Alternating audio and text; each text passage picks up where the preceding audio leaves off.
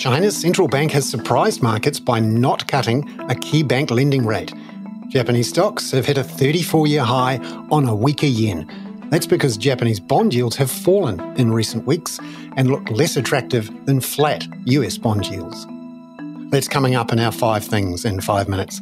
And then in part 2 of our bonus deep dive interview on Australia's commercial property outlook post-COVID, ANZ's senior Australian economist, Adelaide Timbrell, details the overall cyclical drivers. It's just a lot more expensive to build, it's harder to find the workers to do it, and this reduces the feasibility of some projects that would otherwise go ahead.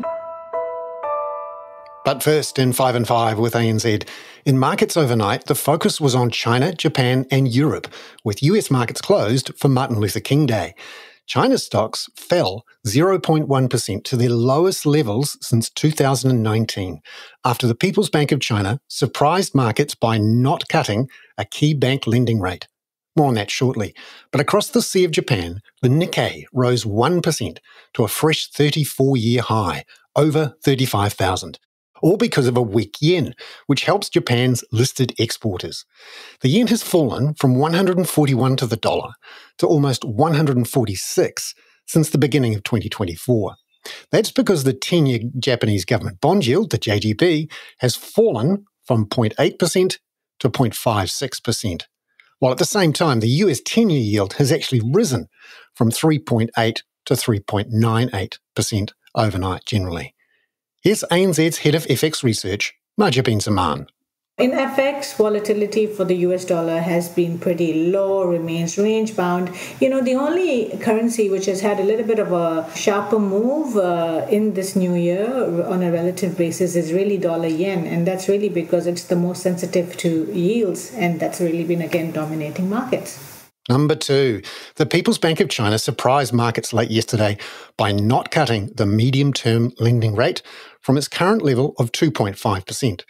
Traders and investors had expected a 10 to 15 basis point cut after China reported a third consecutive month of consumer price deflation over the weekend. Here's ANZ's chief economist for Greater China, Raymond Yung. They may also be concerned about the banking profitability. If they cut interest rate too soon, then that may hurt the net interest rate margin of banks, and they want to save some bullets so that in the future, this could be, or interest rate cut could just be a last resort. They may just want to wait for a few more months to observe whether they really need to cut interest rate. But we do expect that the Chinese central bank will cut interest rate this year. Either whether that will happen in January or later time of the year is just a matter of timing.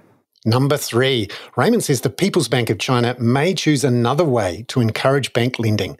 Another cut in the RRR, the Reserve Requirement Ratio. They have already explicitly stated they will link their monetary policy with price expectation under the backdrop of strong deflationary pressure. Then they've got to do something. And we are expecting that even without the interest rate cut this time, they're going to ease. And the easiest thing to do is to cut the reserve requirement ratio. And the earliest timing that we expect them to do it is in early February.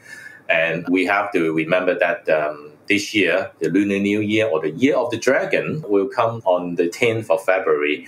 So typically the cash demand before the Chinese New Year is very strong, and they really need to ease and provide some cash buffer for banks to meet their cash requirement before the holiday.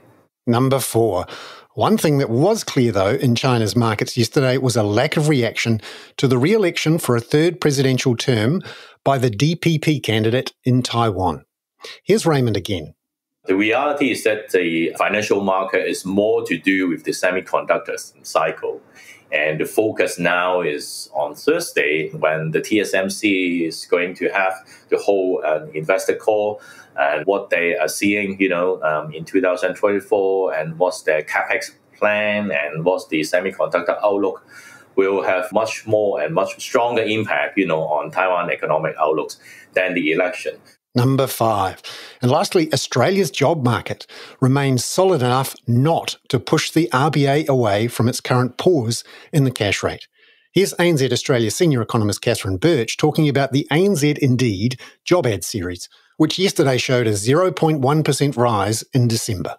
We don't think that it will have much of an impact on the RBA's view at the moment. It is showing that, the labour market has eased. ANZ Indeed job ads is down about 17.5% from its November 2022 peak.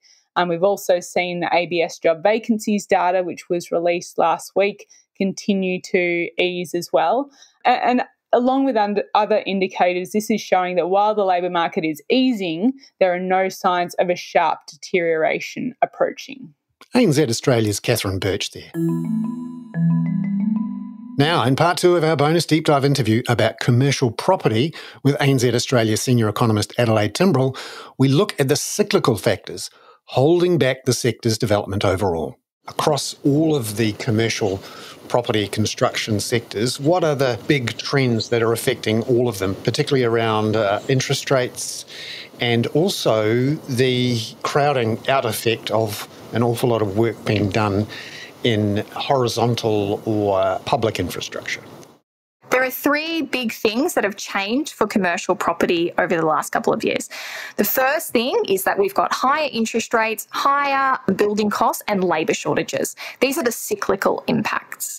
So it's just a lot more expensive to build. It's harder to find the workers to do it, and this reduces the feasibility of some projects that would otherwise go ahead. The second thing is that over the last 3 years, the way people want to live, work, and spend their money has shifted. We're seeing people spend more time in their homes, spending more time online. The online business meeting has become a lot more acceptable in a lot more wide-ranging uses and context. And all of this has weakened the relationship between population growth, employment growth, and spending growth on those different types of commercial property.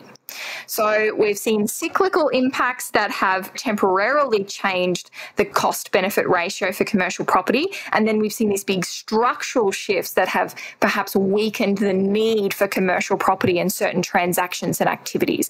The third big issue for commercial property is crowding out. The public sector infrastructure pipeline is enormous, and even though there have been funding cuts in recent months, they haven't touched the sides. So we're really going to see continued labour shortages, continued building materials competition between the private sector and the public sector, and that's going to make it continually difficult for commercial property developments to stack up. When those costs, even as inflation of everything else comes down, those costs are going to continue to be high. That's going to be another long-term shift. So that long-term structural change is not just on this demand side, but it's also on the building side, apart from those cyclical issues of funding and building costs. ANZ senior economist Adelaide Timbrell there.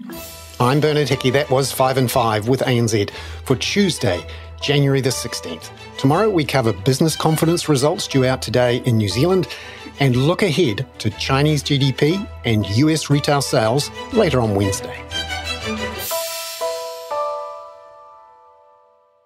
This podcast contains general information only, not investment advice. You should obtain advice for your personal circumstances before making any investment decisions.